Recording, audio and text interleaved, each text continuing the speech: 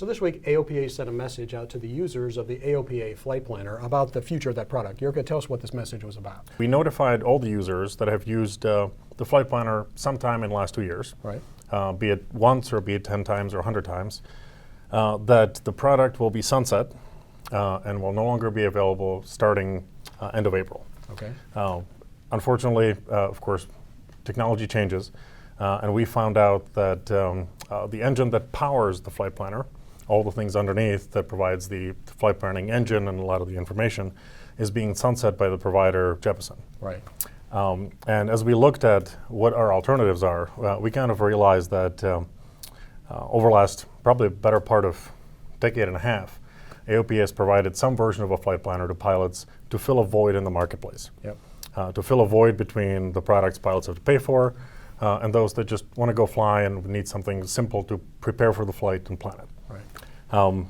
Now, we have come to a point where there are many options for pilots. Many pilots use EFBs, and there's also relatively tremendous number of options that are free, Right. and are available on desktop or available really from any Right. personal computer. And really, AOPA's resources can be shifted elsewhere instead of completely rebuilding, which is what we would have to do, is from ground up rebuild a brand new product and brand new flight planner. Again, to compete against what now is plenty of other options out there.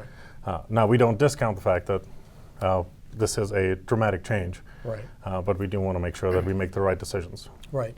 And there are a few key features that our Flight Planner had that members really liked. And so are you talking with some of these creators of free products to potentially incorporate some of those features into them for AOPA members?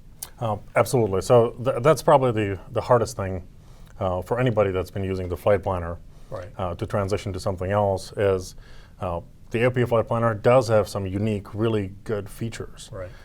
And we are working with the industry to try to get an option or options for pilots to incorporate as many of those features as possible, either immediately or over time. Right. Now, we're still working with a couple of players in the industry to try to get us the best product possible. Mm-hmm. And we don't have much to inform pilots about yet, and we are trying to move as quickly as possible to get information out there. Right. And as soon as we have it, we'll get it out there. Right. And we'll let pilots know what we have out there for them available. And again, we know that there's plenty of features that they like, and we do want to make sure the industry incorporates them if they don't have them already. Right. But we have been getting a lot of feedback through the Pilot Information Center on the AOPA website with people offering suggestions and places we should look. So you're taking a look at those as well, right? Absolutely, and we really appreciate the fact that as soon as we put it out there, there was a groundswell of input, be it ideas, suggestions, and rightly so, some pilots that were not very happy about Right. the fact that the change is happening. While we cannot change that fact, we can take their input and their ideas and their suggestions and make the best of it. Right. Be it to incorporate it again into other products that are out there in the industry that we hand over for Right. them to use, or just accept and try to run with some other things that we can provide to pilots in other benefits or in other things that AOP can do for them. Right. One way or the other, we all know that changing software is hard. It's frustrating because the user interface is different.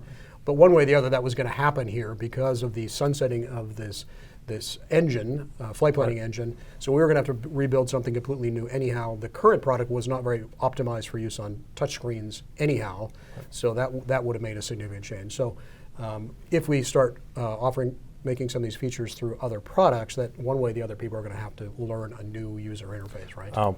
Unfortunately, that's, I think none of us like it when somebody moves the cheese. Change is hard. Change is hard. Yeah. And this one, there's a lot of products out there, Right. but they're not the same. Right. And they will have to incorporate some of those features over time, hopefully as quickly as possible.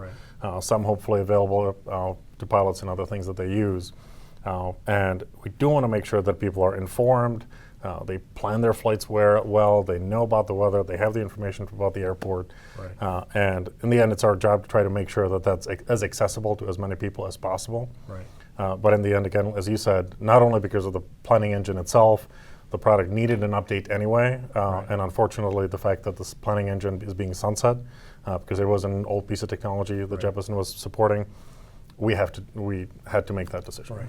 But you mentioned several important features that still will continue to be available, weather being one, and a lot of airport information, FBOs, runway information, approach plates. You can still be able to download those, knee board information in a nice format for all of the airport information, right?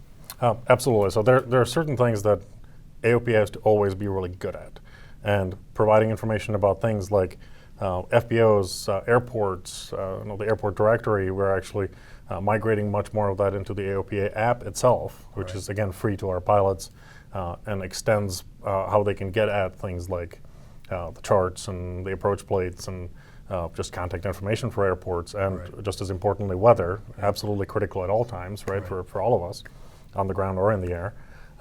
So all those things will be out there. We'll continue supporting and improving them, because we know that there's still a growing population of people that want to, well, that's what they want from AOPA. Right.